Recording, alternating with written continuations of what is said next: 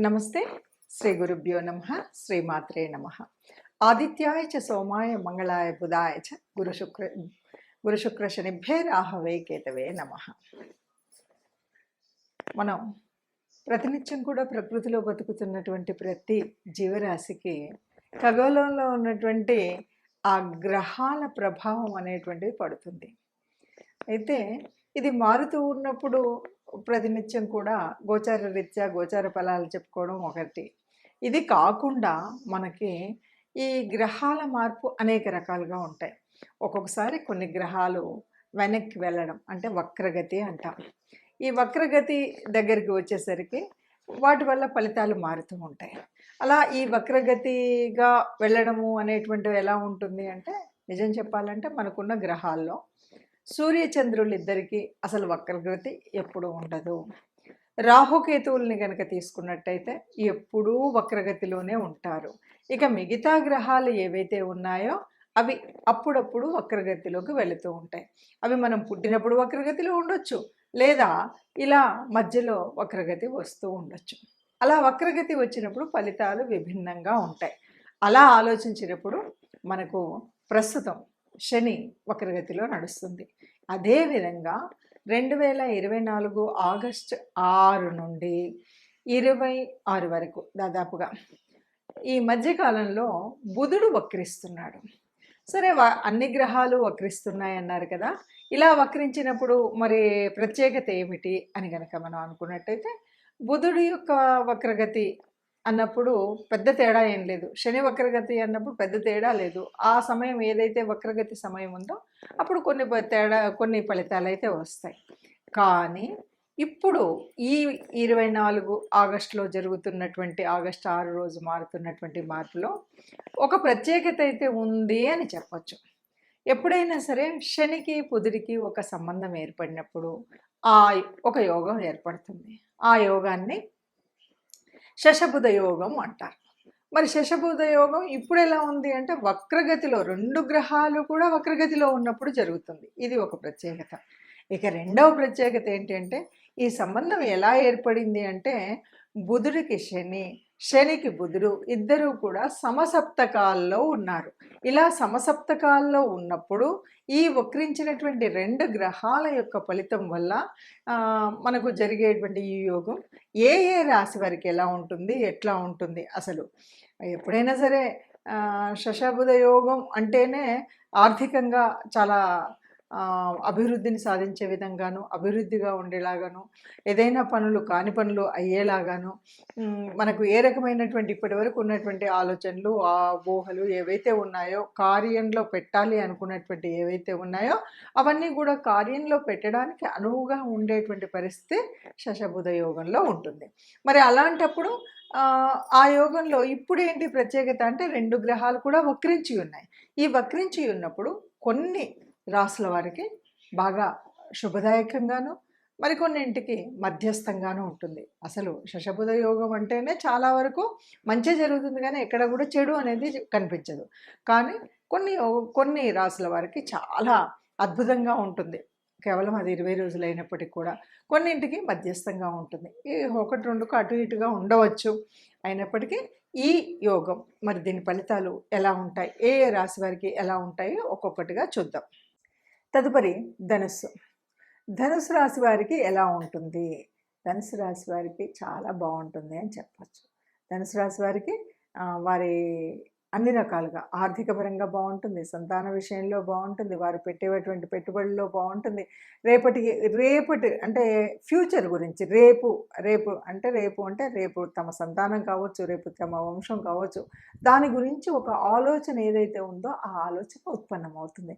రేపటి గురించి నేను ఎలా నా డబ్బుని ఇన్వెస్ట్ చేయాలనేటువంటి ఒక కొత్త రకమైన ఆలోచన చక్కగా జరుగుతుంది. ఈ చక్కటి ఆలోచన వల్ల రేపటి కాలం అంతా కూడా, భవిష్యత్ అంతా కూడా బాగుండడానికి ఒక ప్రణాళిక వేసుకునేలాగా ఉంటుంది. అంటే ఒక చక్కటి ప్రణాళిక వేసుకోవడానికి మంచి సమయంగా గోచరిస్తుంది. అంతేకాదు మనం ఇప్పుడు ఏదైతే ఆర్థికంగా వచ్చేటువంటి పెట్టుబడులు మనం పెడుతున్నామో ఇది రేపటి కాలం కోసం మంచి పెట్టుబడిగా మారగలిగేటువంటి స్థితి ఈ మధ్యలో మనం ఈ 20 రోజుల కాలంలో చేయబోయేటువంటి పెట్టుబడులు కానీ, వ్యాపారాలు కానీ, ఒక ఆలోచన విధానం కానీ అన్నీ కూడా రేపటికి ఫలవంతంగా ఉపయోగపడే విధంగా ఉంటాయి అని చెప్పచ్చు. ఒక్కొక్క రాశికి ఈ విధంగా ఉంది అని మనం చూస్తూ ఉన్నాం కదా! ఇప్పుడు ఈ రాశికి ఇలా ఉంది అని చెప్పేటప్పుడు మరి ఇలాగే ఉంటుందా? దీనికి ఏం చేయాలి? ఎలా చేయాలి? అంటే ఒకటి, ఎవరికైనా సరే శశబుధ యోగం అనగానే ఇది మంచినిస్తుంది. కొన్నిసార్లు ఇవ్వకపోవచ్చు. అయితే ఇక్కడ ఒక్కొక్కసారి ఎలా ఉంటుందంటే మన జన్మజాతకంలో కూడా ఈ బుధుడు మంచి స్థానంలోను, శని మంచి స్థానంలో ఉండి వారికి ఆ యోగం ఉన్నట్టయితే ఇక్కడ ఫలితాలు చాలా అద్భుతంగా ఉంటాయి. ఇప్పుడు జరగబోయే ఈ 20 రోజుల్లో అద్భుతమైనటువంటి వారి అంటే ఫ్యూచర్ ప్లానింగ్‌కి మంచి ప్రణాళిక వేసుకోవడానికి చక్కటి కాలం. ఎందుకంటే బుధుడు అంటేనే ఆలోచనా శక్తి. ఆ ఆలోచనని కర్మరూపంలో పెట్టేటువంటి వాడు కర్మకారకుడు శని. మరి ఈ ఇద్దరి యొక్క యోగం వల్ల వచ్చేటువంటి స్థితిలో చక్కటి ఆలోచన, ప్రయోజనం ఉంటుంది. వాళ్ళకి కావాల్సినటువంటిది జరుగుతుంది. కానీ అలా అందరికీ ఉంటుందా అంటే అందరికీ మరి పుట్టుకతో ఆ యోగం ఉండకపోవచ్చు. మరి లేని వాళ్ళు ఇప్పుడు ఈ గ్రహరీత్యా జరుగుతున్నటువంటి మార్పుల వల్ల వచ్చినటువంటి ఈ యోగాన్ని వడిసిపెట్టేటువంటి ప్రయత్నం అయితే చేయాలి. ఎలా చేయాలి? ఏం చేయాలి? అంటే అందరికీ ఈ యోగం యొక్క ఫలితం అయితే ఉంటుంది. వక్రగతిలో ఉన్నప్పుడు ఎవరికైతే ఈ బుధుడు గాని, శని గాని యోగకారకుడు కానటువంటి గ్రహాలున్నాయో వాళ్ళకి పనిచేస్తుంది. అంతేకాదు ఎవరికైతే అంటే శనికి సంబంధించినటువంటి రాసులు ఏవైతే ఉన్నాయో వాటిల్లో పనిచేస్తుంది. అట్లాగే బుధుడు అంటే ఇప్పుడు ఇది జరుగుతున్నటువంటిది ఎక్కడ జరుగుతుంది అంటే సింహం నుండి కర్కాటకం వక్ర దశలో కాదు, అక్కడ కూడా కుంభం నుండి మకరం వైపు వెళ్తున్నటువంటి దిశ శనిది. సో ఈ నలుగురికి కూడా అద్భుతంగా ఉంటుంది. అంతేకాదు బుధుడికి మరి ఈ ధనుర్రాశిలోను మీనరాశిలోను ఈ 2 రాశులలో కూడా అద్భుతమైనటువంటి ఫలితం ఉంటుంది. ఎందుకంటే ఇక్కడ కోణాధిపత్యం ఉన్నటువంటి ఇది అవ్వడం వల్ల వీళ్ళకి ఈ రాశుల వారికి చాలా అద్భుతమైనటువంటి ఫలితం అయితే ఉంటుంది. మరి వీళ్ళు కాకుండా మిగతా వాళ్ళకి అందరికీ ఎలా ఉంటుంది అని మనం చెప్పుకున్నాం కాబట్టి దీనికి తప్పనిసరిగా మనకేం కావాలి? ఒకవేళ అలా ఉన్నా మనకి మంచి రెమెడీ కావాలి. అంటే ఒకవేళ ఈ 20 రోజులలో మనం చేయాల్సినటువంటి పనేముంది? ఏ రకంగా చేస్తే ఈ వచ్చినటువంటి యోగం మన జీవితంలో కూడా కొంత సత్ఫలితాన్నిచ్చి మంచి ఆలోచన పద్ధతిని ఇచ్చేటువంటి పరిస్థితి ఉంటుంది అని గనక ఆలోచించినట్టయితే బుధుడు అంటే ఈ బుధవారము రోజైనా బుధుడికి సంబంధించిన ఏదైనా సరే విష్ణుమూర్తికి సంబంధించినటువంటి ఆరాధన చేసినప్పుడు తప్పనిసరిగా ఏదైనా మనకు అనుకూలం కానటువంటి పరిస్థితి ఉన్నది అనుకూలంగా మారగలుగుతుంది. అందువల్ల విష్ణుకు సంబంధించినటువంటి విష్ణు సహస్రనామార్చన కానీ, విష్ణు దేవాలయాలకు వెళ్ళడం కానీ, లేదు రాముడికి అంటే విష్ణుమూర్తి యొక్క అవతారాలకు సంబంధించిన ఏ అవతారమూర్తినైనా సరే మనం పూజించడం, కీర్తించడం, స్మరించడం, ఆ గుడికి వెళ్ళడం, తత్సంబంధమైనటువంటి వస్తువుల్ని ఎవరికైనా దానం చేయడం, ఇలాంటి పనులు కనుక చేసినట్టయితే ఈ క్షమించాలి శశబుధ యోగంలో జరగబోయేటువంటి మనకు మంచి జరగడానికి కావాల్సినటువంటి శక్తి, ముందుగా కావాల్సినటువంటి ఆ ఉత్పత్తి సమయం ఏదైతే ఉందో అది జరుగుతుంది అని చెప్పొచ్చు.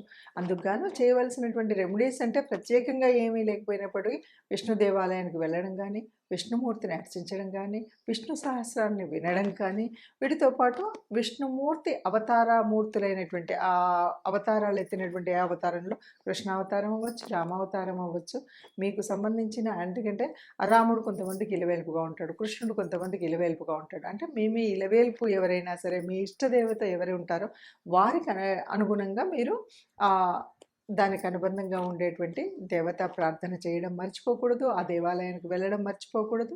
ఆ సంబంధితమైనటువంటి అంటే బుధవారాలు, శనివారాలకు సంబంధించినటువంటి వ్రత నియమాలు తప్పనిసరిగా పాటించాలి. బుధ, శని వ్రత నియమాలు ఏముంటాయి అంటే బుధవారం అనేసరికే మనకు విష్ణుమూర్తికి సంబంధించినటువంటి రోజు.